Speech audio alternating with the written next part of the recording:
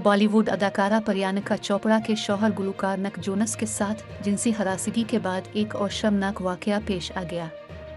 Hindustan times के मुताबिक Nick Jonas अपने भाइयों की वैन जोनस और जो जोनस के हमरा अमेरिका के शहर न्यूयॉर्क में एक कंसर्ट में परफॉर्म कर रहे थे, जब हाजरीन में से किसी खातून ने अपना ज़ेरे जामा बज़ उतारकर स्टेज पर खड़े निक जोनस पर फेंक दिया। निक जोनस का ये कंसर्ट न्यूयॉर्क के यानकी स्टेडियम में हो रहा था।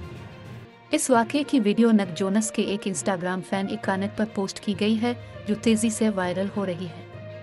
वीडियो में देखा जा सकता है कि किसी मद्दा की तरफ से फेंका गया बज़ निक जोनस के करीब आकर गिरता है, जिस पर वो एक लम्हे के लिए रुक जाते हैं और फिर हैरत से मद्दाहों की तरफ देखते हैं। इसके बाद वो दोबारा गाना शुरू कर देते हैं और कंसर्ट बगैर किसी वक्फे के जारी रहता है।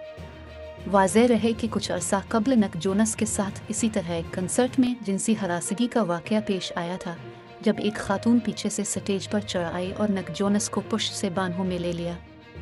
खातून की इस हरकत पर निक जोनस तिलमिला उठे और उसे खुद से अलग कर दिया। इसी दौरान सिक्योरिटी के लोग आए और खातून को स्टेज से नीचे ले गए।